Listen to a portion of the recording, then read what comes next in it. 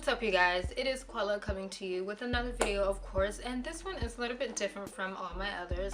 I'm actually going to do a video that I feel should have already been made. It probably has already been created by other YouTubers, but as far as graphic designers, this is a video that I'm gonna do for us, or just if you'd like to know, or just some insight or anything like that, what our essentials are, what our must-haves are, things like that. See how important or how similar our necessities are, whether it be like beauty influencer, a makeup guru, whatever. But I want to share with you guys some needs and necessities as a graphic designer. Needs and necessities could be things that we take with us daily, things that we need to always have, kind of like in our go-to bag, kind of like our Barney bag, if you guys remember the Barney bag. But it's kind of like the things that we need to get through the day to help us function. People need gum every day. Some people need a fresh pair of socks. Some people need a snack in their bag. So that's basically what this video is going to be. Needs and necessities as a graphic designer. No particular order, I'm just going to name them out as they come. To start off, one major need and necessity as a graphic designer is music. Of course, because it's inspirational. A lot of us listen to music to draw creativity, just to be influenced by, like I said, inspired, and it kind of helps our creative juices to flow.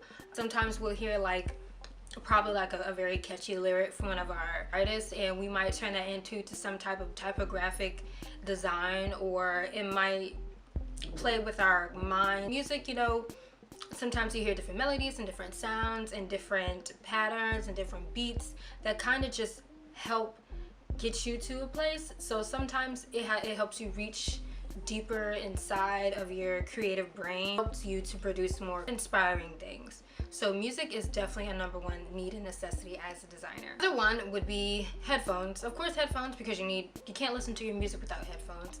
Some people have the big over-the-ear headphones, some people have the little in-ear ones. Me, it depends on my setting. Like if I'm just by myself, I like my in-ear ones. Sometimes when I'm out and about, I like to have the bigger headphone ones, like the Beats or Skull Candies, just to cancel out all that extra noise, so I can concentrate on what my brain is trying to tell me to create or do or design, or just kind of keep me on task and keep me focused. Another need and necessity as a graphic designer is, of course, a sketchbook. Going out and about the day, you see certain phrases or signs or images, and you take a mental note of it. Most people take a mental note of it, or you can easily just, you know, pop out your phone, take a picture of what it is you're trying to see or what you're envisioning. Like me, I'm old school, pen and paper.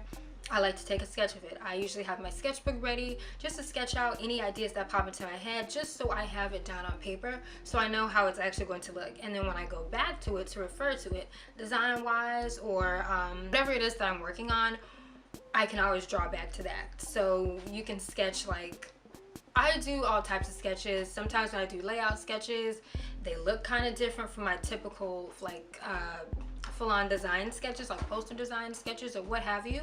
So, and usually when you see your sketches, you can tell that it is yours, because of course you can tell it's yours because you sketched it, but it has your own uniqueness to it. Nobody else can look at your sketches and be like, what is this? You know, like they're not going to understand it like you are. You understand what you drew, what you wrote, you know, all that time. Sketchbooks are a must. Some people have the smaller sketchbooks, have the spiral bound sketchbooks, they have the bounded sketchbooks, they have the little flimsy ones. I have a collection of all of them. With me, I usually carry my spiral bound one, and I have like a little pencil case where I can just slide the pencil in. If I see something on Pinterest, let me jot that down, jot like little notes and stuff, just for me, just to help me come back to, refer back to whenever I want to feel inspired, or if I'm working on a project. And also mainly with the sketchbook, if you're starting a project, it's best to sketch out first what you want to do, and then go to the computer and move into the digital design phase.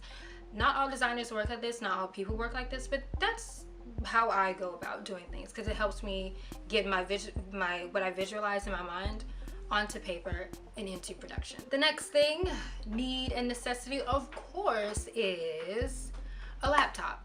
Now, I say laptop because a laptop, it could be a PC laptop, it could be an Apple laptop, it could be whatever kind of laptop that you can afford or that works best for you.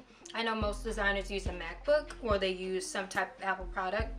Me, I have a MacBook Pro and I carry my computer around with me all the time. MacBook is a little big, so it doesn't really fit in my bag all the time. So sometimes I take like my iPad, and I have like apps on my iPad where I can do similar things that I do on my MacBook, but I always have my MacBook or my laptop with me just to go back to reference to images or typefaces or fonts or anything like that. And also to work, you know, sometimes you feel inspired at the weirdest times. It could be at the coffee shops. Pull over and go to this nearest Starbucks, Dunkin' Donuts, or school library, it doesn't matter, and just work. And it's something about when the setting changes, it really helps to get your creativity back. So MacBook, laptop, whatever is your choice, whatever you prefer. And also on your MacBooks or on your laptops, you have your programs with you. You have your Adobe Photoshop or Adobe Illustrator, InDesign, whatever you work in.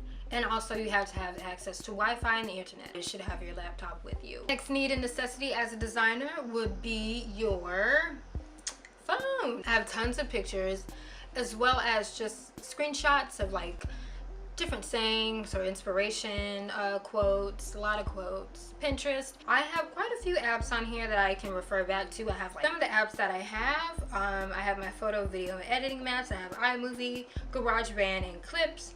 And I also have some some photo editing as well. Some apps on there. And then I usually go to Pinterest.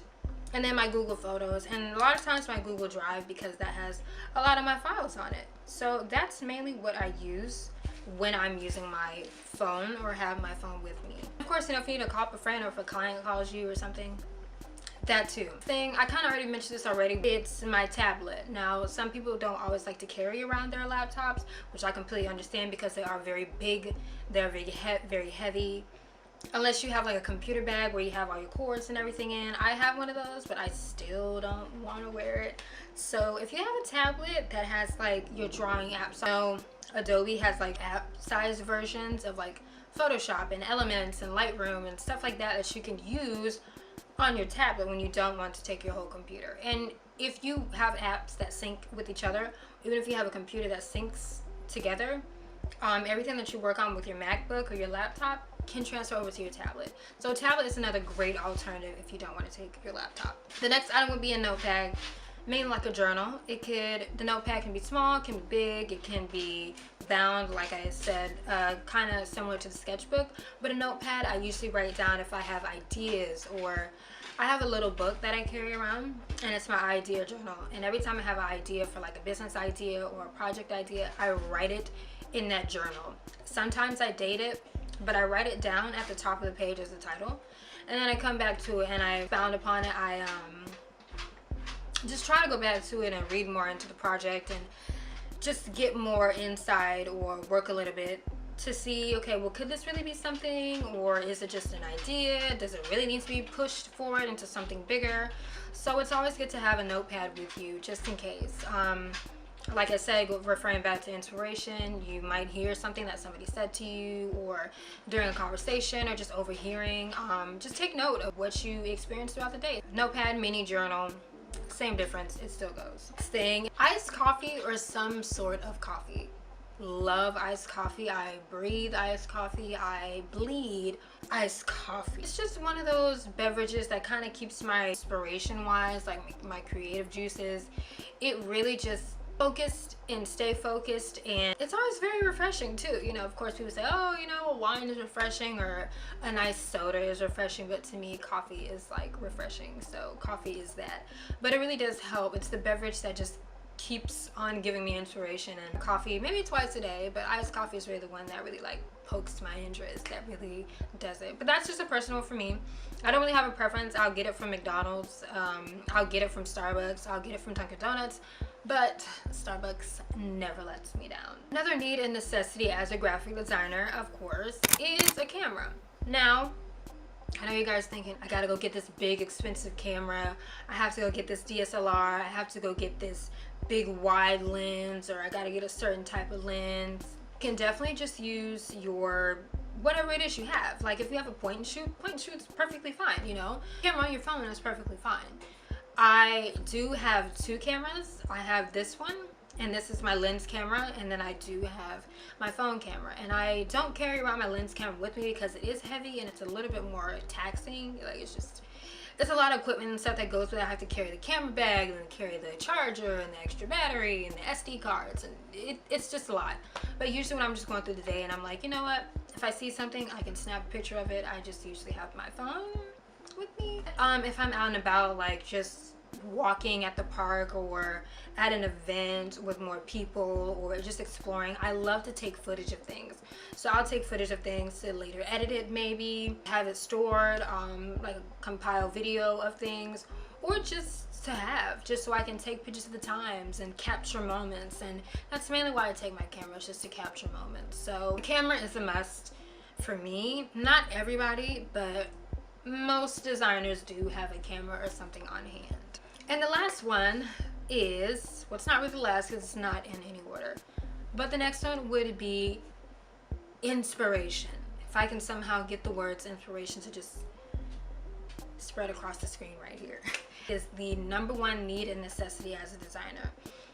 You have to go out into the world and you see many things, and you experience things, and you see different types of people, and you see different settings. Like, you're always inspired. So to grab each moment and try to find some type of inspiration for it, that's amazing. So I'm always looking for inspiration. I'm always looking to have my eyes opened. I'm always trying to find a new perspective, a different way. Sometimes I can translate back into my design, things I observe, things I see. Also, Pinterest is a very good inspiration app.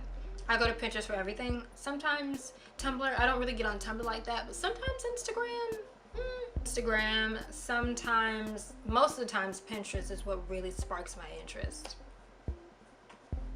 Did you catch that? That was completely unintentional. But yes, Pinterest sparks my inspirational interest because it's just flooded with images. You can type in any category, any hashtag of anything, and it is there. It exists. It's like you see so many different types of artworks and different types of designs, different types of people just doing really creative things, and it just really inspires me. So Pinterest is like my number one, and this is not like sponsored by them or anything yet, but you should always have to find some type of inspiration. And it doesn't have to be through an app. Like I said, you can just go explore out and about in the world and just see inspiration. Look for it. It's there. It's there. So I hope you guys all enjoyed my needs and necessities as a graphic designer video. Please let me know if I left anything out. If you are a designer as well, or if you're creative, let me know some of the things that you guys might have. Maybe a certain type of gadget or a certain type of accessory that you like to incorporate, or maybe it could be your favorite beverage. Like, I like to know these things just so I can add them to my list, incorporate new things, or I try to switch it around. To hear you guys' feedback on that, and be sure to fill me in. Subscribe if you are not already subscribed, and I look forward to seeing you guys in my next video. Stay graphic.